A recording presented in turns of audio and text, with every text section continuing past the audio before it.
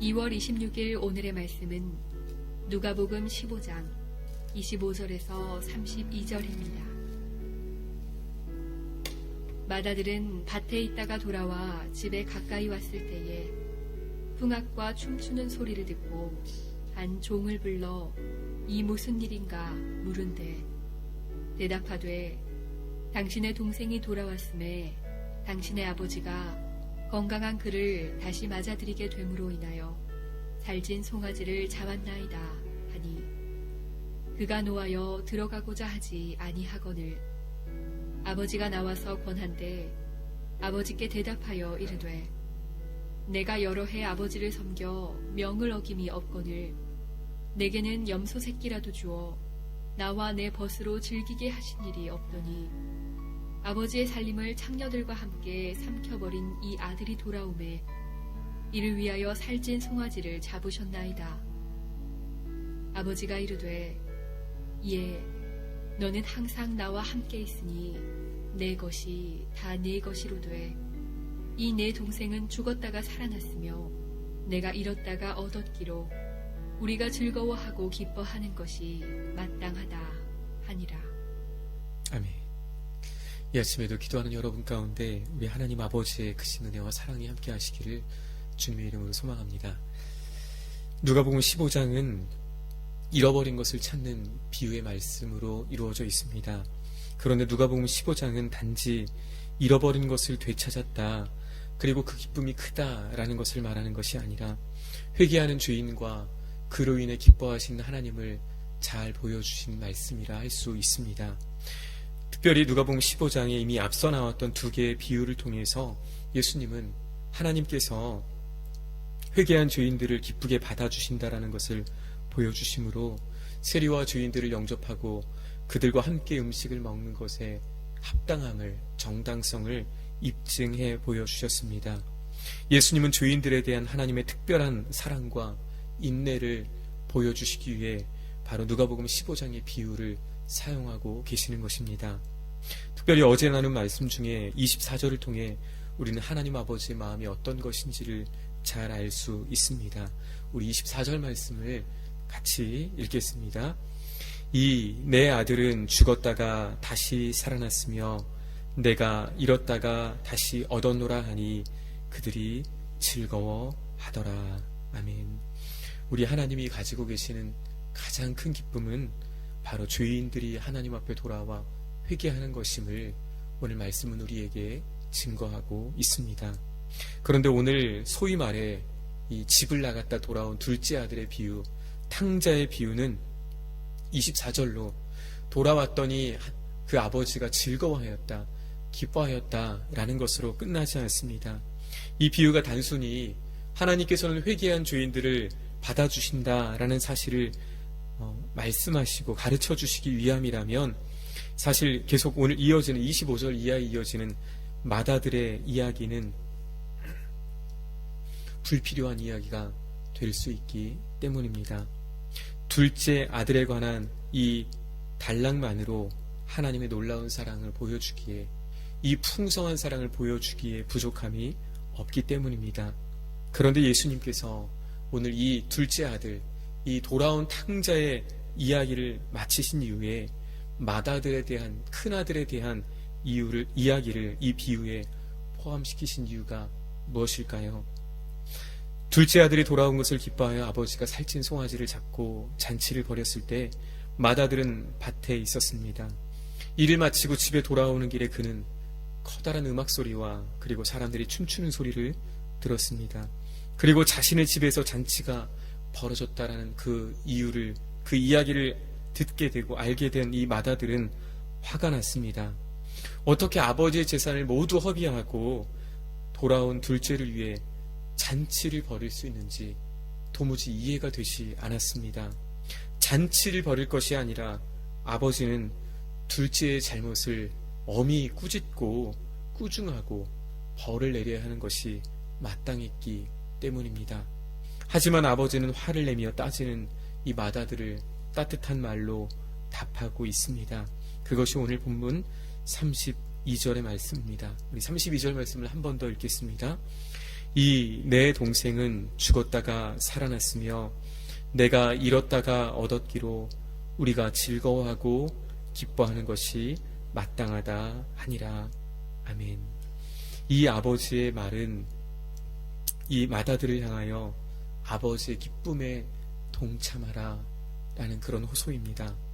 둘째 아들이 집으로 돌아온 것은 그가 죽었다가 살아난 것이며 아버지 편에서 볼 때 잃어버린 아들을 되찾는 일이다 라는 것입니다. 아버지가 그러므로 기뻐하는 것은 너무나 당연하고, 그리고 맏아들 역시도 이러한 아버지의 마음을 이해하고 동생이 돌아온 것으로 인하여 아버지와 함께 즐거워하고 기뻐하라는 아버지의 호소입니다. 둘째 아들을 받아준 이 아버지를 문제 삼는 맏아들은 마치 세리와 죄인들을 영접하시고 그들과 음식을 함께 잡수신 예수님의 행동을 문제 삼는 바리새인과 서기관들의 행동과 매우 닮아 있습니다. 맏아들이 아버지의 사랑을 이해하지 못했던 것처럼 바리새인과 서기관들은 회개한 죄인들을 받아주시는 아버지 하나님의 사랑을 이해하지 못했습니다.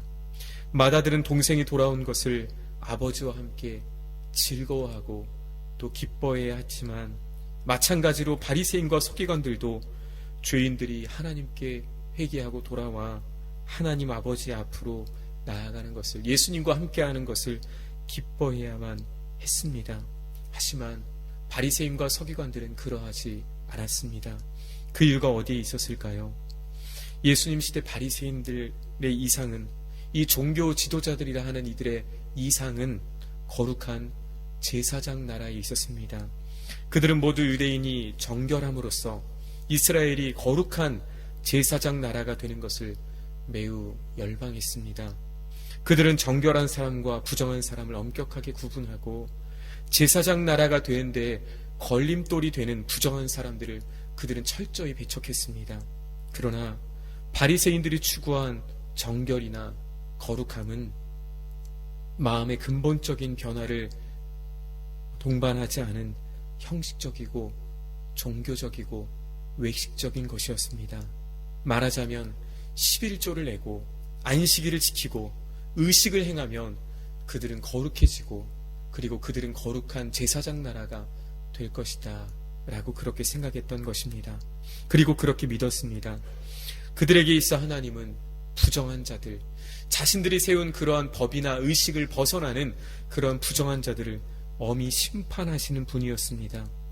세리들과 죄인들을 용서하시고 그들도 하나님의 백성으로 자녀로 삼아주시는 그러한 사랑의 하나님은 그들의 마음에 둘 곳이 없었습니다. 그래서 그들은 세리와 죄인들과 함께 식사하시며 교제하시며 그들을 받아주시는 예수님을 도무지 이해할 수 없었던 것입니다. 오늘 이 맏아들에 대한 마지막 비유의 말씀을 통해 오늘 이 비유를 말씀하신 예수님의 근본적인 의도를 우리는 알 수 있습니다. 오늘 하나님은 거룩하고 또 공의로우시고 하나님은 정의로 이 땅을 심판하시는 하나님이시지만, 하나님은 그 하나님의 엄중하신 심판이 있기 전까지 하나님의 무한하신 긍휼과 그리고 그 사랑으로 죄인까지도 하나님 앞에 돌아와 회개하고 하나님의 자녀가 되기를 원하신다라는 사실입니다. 오늘 그것을 사도 바울은 이렇게 고백합니다. 지금은 은혜 받을 만한 때요 구원의 날이라. 특히 잃어버린 자들을 초청하시고 그들을 찾으시고 그들이 하나님 앞에 나오기를 우리 하나님 아버지는 지금도 간절히 원하시고 바라신다라는 말씀입니다. 그러므로 오늘 예수님의 이러한 행동을 문제 삼는 것은, 예수님께서 죄인을 받아주시고 영접하시는 것, 그들과 함께 먹고 마시는 것을 문제 삼는 것은 나아가 죄인들을 받아주시는 하나님의 사랑을 문제 삼는 일이고, 나아가 하나님의 사랑을 거부하고 인정하지 않는 것과 같다라는 교훈을 오늘 예수님께서는 이 비유를 통해서 주고 계시는 것입니다.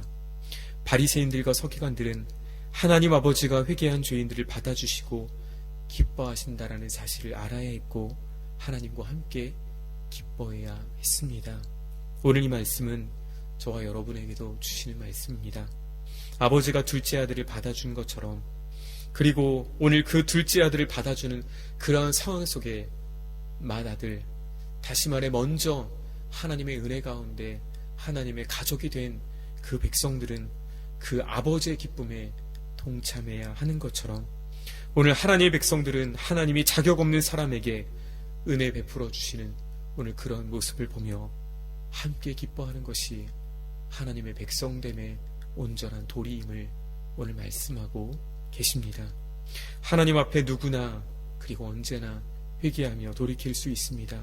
동시에 이미 용서받은 자들, 이미 그러한 하나님의 은혜를 받은 자들은 회개한 사람을 사랑으로 받아주고 또 영접해야 하며 하나님이 그러한 일들을 이루시는 것을 함께 보며 기뻐해야 한다는 사실을 오늘 말씀을 통해 예수님이 우리에게 말씀하고 계십니다. 오늘 돌아온 이 둘째 아들, 이 비유의 결론 부분에 맏아들이 어떻게 했는지에 대한 마지막 결론까지 나오지는 않습니다. 아마도 이 대답은 바리새인과 서기관들에게 주어진 대답이기 때문입니다. 맏아들이 만약 끝까지 오늘 말씀에서와 같이 집에 들어오기를 거절하고 오늘 내 집에 들어와 이 기쁨에 함께 하자라는 이 아버지의 초청에 끝끝내 거부했다라면 오늘 어쩌면 그는 집을 들어오지 않는 또 다른 탕자일 수 있습니다. 나는 아들이다, 나는 딸이다 라고 생각하지만 끝끝내 그 아버지의 뜻을 거부하고 아버지가 원하는 것을 나는 원할 수 없습니다, 아버지가 기뻐하는 것에 나는 동참할 수 없습니다 라고 말한다라면 우리는 스스로 내가 과연 하나님의 집 안에, 하나님의 가정 안에 있는지 또는 집 밖에 있는지를 스스로 점검해야 할 것입니다. 오늘 주 안에 사랑하는 여러분, 오늘 저와 여러분의 삶에 어떤 모습이 있든지 그 모습 그대로 받아주시고 회개할 때 언제든지 우리를 안아주시는 그 하나님 앞에 늘 가까이 나아가는 저와 여러분이 되시기를 소망합니다. 뿐만 아니라 오늘 그 하나님 아버지 앞으로 돌아오는 수많은 죄인들을 우리도 아버지의 마음으로 품고 또 사랑하고 나아가 그 아버지의 기쁨에 동참함으로 오늘 하나님의 참된 기쁨을 우리도 함께 누리며 살아가는 이 복된 은혜가, 참된 자녀됨의 은혜가 오늘 저와 여러분의 삶 가운데 함께 하시기를 주님의 이름으로 축원합니다. 걸어가신 하나님 아버지 감사합니다. 오늘 우리를 받아주시되 정말 아무 조건 없이 우리를 받으시며 또 용서하시며 하나님의 자녀 되게 하시는 그 크신 하나님의 은혜와 사랑에 감사합니다.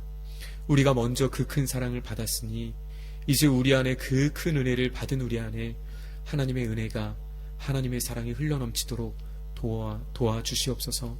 그래서 하나님, 우리도 이 땅을 살아가는 동안 한 죄인이 주님 앞에 나오는 것을 예수님의 마음으로, 하나님 마음으로 함께 기뻐하게 하여 주시고 그 하나님이 기뻐하시는 그 기쁨을 우리도 함께 누리며 그 기쁨에 동참하는 참된 자녀됨의 은혜를 누리는 모든 주님의 백성들 될 수 있도록 도와주시옵소서.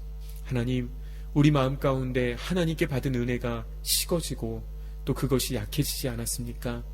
내가 얼마나 큰 하나님의 은혜 받은 사람인지를 오늘 또 새롭게 깨닫게 하시고 오늘 또 다른 누군가에게, 우리에게 빚진 누군가가 있다라면 하나님 그들을 주님의 마음으로, 하나님의 사랑으로 대할 수 있는 우리 모두가 될 수 있도록 도와주시옵소서.